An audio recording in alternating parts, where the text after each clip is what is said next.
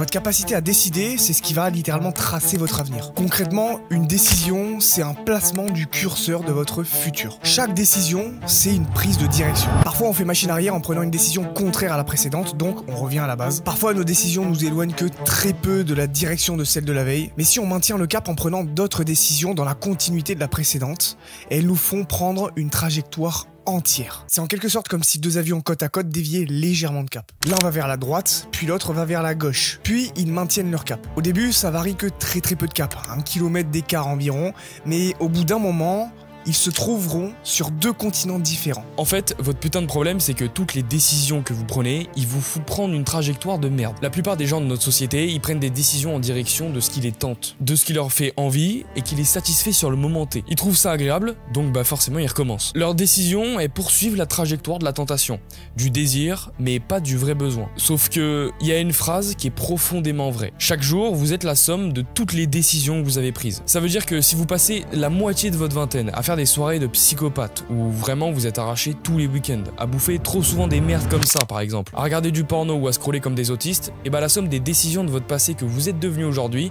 doit être vraiment très effrayante. Le mur de merde qui vous attend, c'est la trajectoire sur laquelle vous êtes aujourd'hui. C'est pas juste une question de plaisir immédiat. C'est des décisions prises par esclavagisme de vos pulsions, de vos tentations et de vos addictions. C'est de l'autodestruction à petit feu en fait. La tentation, elle a un visage séduisant qui rassure. Mais derrière ce masque, elle vous dépouille lentement du meilleur de vous. Chaque instant que vous passez dans la complaisance vous pousse un peu plus vers ce gouffre de mal-être, de regret, de jalousie et d'esclave de vos pulsions. Et on l'appelle le gouffre de la médiocrité. Et plus vous avancez vers ce cap, plus le trajet retour il est long. Simplement parce que vous devez prendre au moins une quantité égale de bonnes décisions inverses à celles qui vous ont amené à votre situation de merde. Et voilà la vérité qui dérange, parce qu'elle réveille la douleur des choix de merde de la masse. La majorité des gens, ils ont même pas la force d'essayer ce retour, alors ils critiqueront ceux qui vont changer de cap. Pourquoi?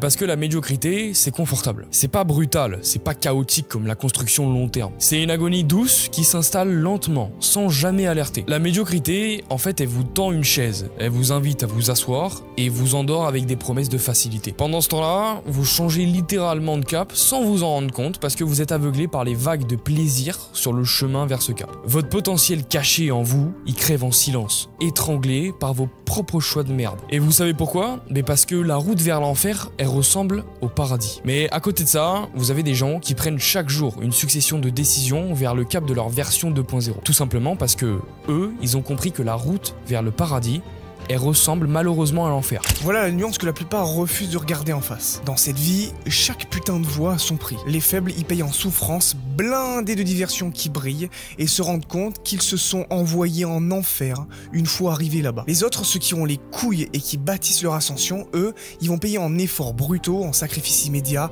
en solitude assumée, mais devinez quoi? La facture, c'est pas la même. Il y en a un qui paie tout au long de sa vie sans jamais rien obtenir, et il y a l'autre qui encaisse d'un coup. Puis, il s'offre la liberté et le bonheur. Retenez bien cette phrase. Si vous pensez que le prix à payer pour gagner, il est trop grand, attendez de recevoir une facture du regret. Et vous savez ce qui rend ce chemin encore plus cruel? C'est que vous ne verrez absolument rien au début. Aucune lumière. Juste le noir, les doutes et la douleur. C'est comme creuser un tunnel dans la roche avec vos ongles. Chaque décision correcte semble inutile, chaque journée productive paraît insignifiante. Pendant ce temps, les autres y dansent, y rient et ils se murgent la gueule. Tandis que ceux qui se sont abandonnés à la facilité tomberont en ruine, sans même comprendre pourquoi. Voilà pourquoi la discipline, c'est pas un concept à la mode, c'est un engagement de guerrier. La discipline, c'est ce qui vous permet de prendre de vraies bonnes décisions réfléchies en direction de votre cap, vers votre meilleure version. Elle sépare ceux qui écrivent leur vie comme une épopée de ceux qui la subissent comme un espace vide à combler. Au fond, c'est jamais une question de capacité, c'est juste une question de choix. Qui acceptera de saigner pour ses ambitions élevées? Qui osera regarder la douleur en face et avancer quand même vers elle? Regardez bien autour de vous. Chaque personne que vous rencontrez, chaque personne que vous croisez,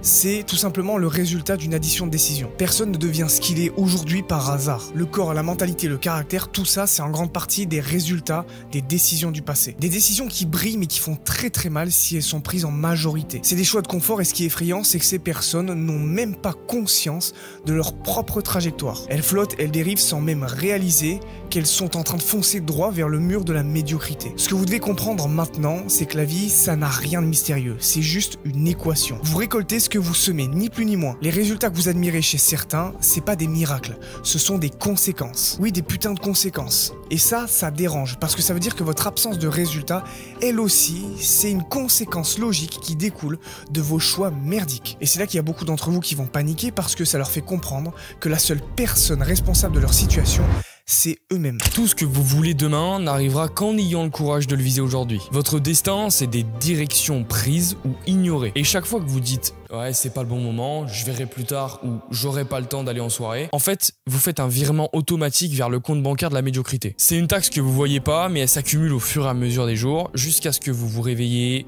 à un moment, fauché en énergie, en rêve et en avenir. Changer de cap, ça demande pas juste de la motivation, ça demande du courage et des putains de couilles. Le courage de tout perdre temporairement. Le courage de passer pour un fou ou un obsédé. Simplement parce que ceux qui osent prendre cette route marchent dans une vague de difficultés. Et c'est pour ça que si peu prennent des décisions vers ce cap. Parce que c'est un test d'entrée. Et ce test d'entrée est extrêmement sévère et élitiste. Un test qui vous dépouille de vos excuses, de vos distractions et surtout de vos illusions à paillettes. Si vous voulez prendre maintenant une seule décision qui a le potentiel de vous détoxifier de toute cette médiocrité, écoutez bien ça. Avec nous, on est passé en mode purificateur, on prépare un énorme programme pour détoxifier les ambitieux comme vous de toutes ces tentations qui niquent votre dopamine et ruinent votre vie ainsi que vos résultats. Cette arme de destruction massive de la médiocrité qu'on est en train de créer sort entre mi-août et début septembre 2025. Pour l'avant-première, seul le premier bloc est disponible et il est axé sur le sommeil qui est le premier pilier d'une détox réussie. Ceux qui décident de rejoindre maintenant notre embarcation de guerriers auront accès à tous les blocs verrouillés prévus pour très bientôt, uniquement au prix de l'avant-première contenant seulement le premier bloc du sommeil. Tout le reste leur sera offert parce qu'ils seront déjà membres avant le lancement officiel. Ceux qui attendront le lancement devront mettre au moins le double de la somme en raison de la haute qualité de la version finale. Alors prenez votre décision tant que c'est encore possible. En attendant, poursuivez votre version 2.0 et au lieu de le rêver, faites-le.